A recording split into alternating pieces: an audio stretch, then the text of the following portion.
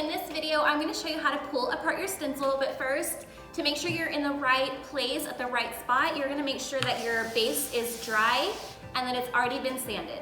So if you haven't done either of those two steps, you can go back to the other videos, do those steps, and then come back here, and then you'll be ready to go. So you will need your sanded base, your stencil, and then in your kit you should have Mod Podge, a little sponge, and then I will show you how to put the wire on as well. So if you have a circle door hanger, just make sure that your two holes that are drilled for your hanger are at the top. So you don't want it upside down, and I will show you now how to do the stencil. So the stencils here are in 3 layers. There's a white layer in the back, a blue layer in the middle, and then the clear layer is on top. So you want to make sure that you are starting with your stencil upside down. We pull apart the white layer first. So you kind of just pull a corner and you would just roll it back. So when you do this, you just want to make sure that all the blue pieces stay down. If they roll up with the white, you just want to kind of roll your paper back down, push your stencil down, and then keep going. So if any of the blue pops up, put it back down. So just like that, we just kind of pinch and pull. If you need to do it slower, then just go ahead and pause this video and push resume whenever you have got your paper off your stencil. So once you've got it all the way off, you can set your stencil on your project. It's not gonna stick automatically. It will let you move it around. So you can kind of see if you want it to the side or in the middle, however you like it. And then one thing that you will need that's not in your kit is just like a little gift card. So you can use a debit card, credit card. You could probably use a spatula or a ruler, whatever you have on hand. And you're gonna smooth your stencil down. So it's okay if there's bubbles in your stencil, that's okay if you wanna work on it and push those bubbles out as best as you can. But sometimes the bubble is in the layer that we're getting ready to take off. So don't worry too hard. Once you have your stencil stuck to your board, you're gonna peel the clear layer off. So you're just gonna find a little corner where the clear can peel off, and you're just gonna roll the clear back. So the same thing as before, you wanna make sure that your blue pieces stay down. If they pull off of your board, just go ahead and push them back down.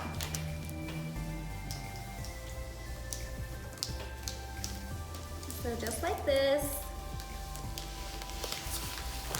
And then that is just trash.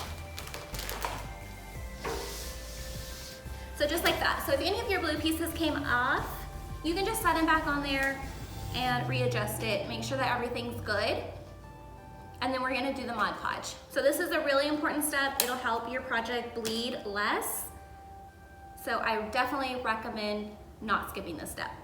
So you're gonna use this little sponge and your Mod Podge. It smells like glue, so if you're confused on if it's white paint or not, it has a little bit of a glue smell to it. And you're just gonna push your Mod Podge on, just a really thin layer.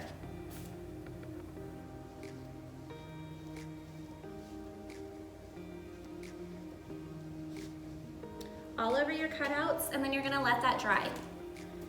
So it should look like this.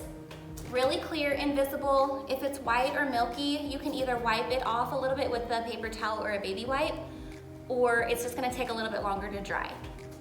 But air dry, don't blow dry.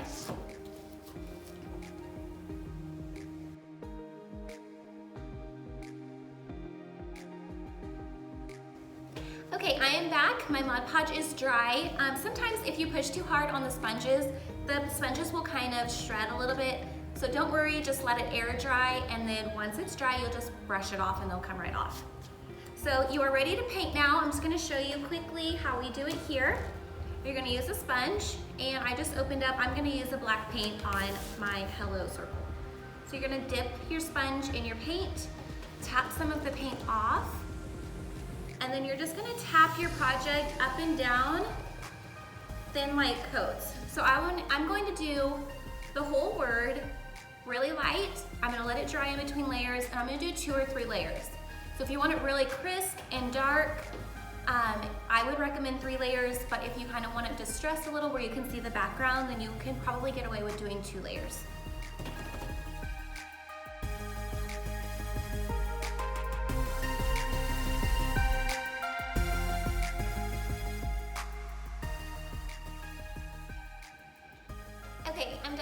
first layer. I'm just gonna let it air dry. Again, don't blow dry your stencil, and I will be back in just a second to do my second layer.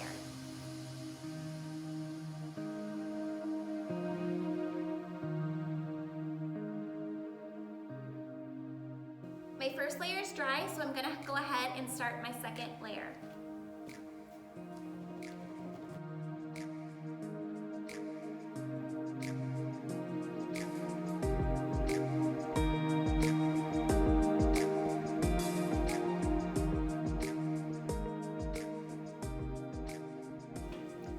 My second layer is done. I'm just gonna wait a minute or two, and then I'm gonna do my third and final layer.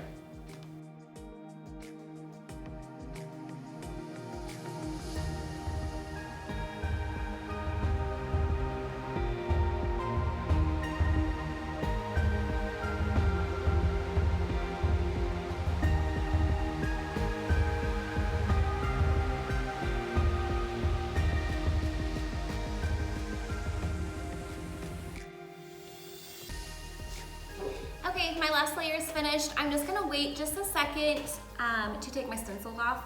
We don't like to wait until the stencil is dry to peel the stencil off, but we also don't want it too wet. So we're just gonna give it a minute or two, and then I will show you how to peel it off.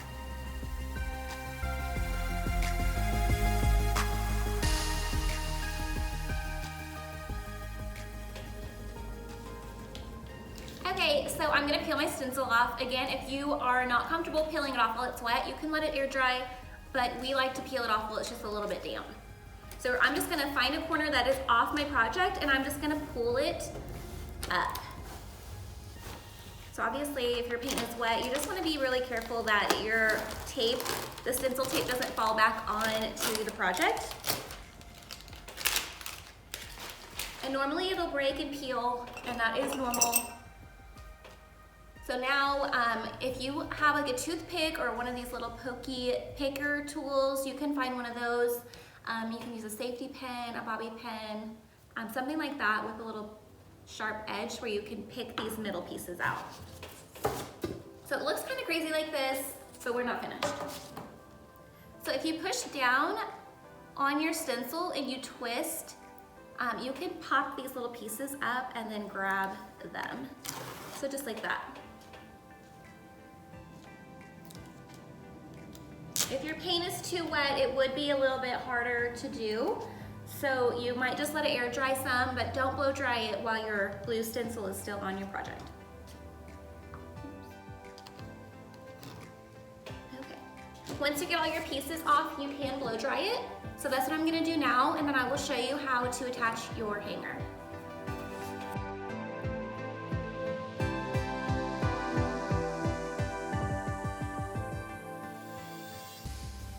Okay, my paint is dry, so now I'm gonna show you how to attach the wire for your circle door hanger. If you're not doing a circle door hanger, then you either have different hardware that is included, or you have a framed sign that just hangs on the wall as is. So if you have a little piece of wire just like this, you're gonna curve it like a little arch, and then you're just going to, from the back, I like to put one end of the wire into each hole. Leave a little room for a loop at the top, and then fold these two pieces of wire up. It's hard to see, but just like that. And then I kind of hold my thumb on the bottom, on where the hole is, and kind of just twist that little piece of wire into a circle. Really easy, nothing too fancy. And then I do it to both sides. So just a couple twists. It should look like that.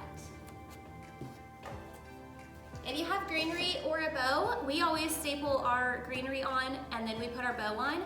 If you need help with your bow, there is a bow tutorial back with the other videos, so you can watch that. And hopefully that answers any of your questions on how to put your stencil on and paint your stencil.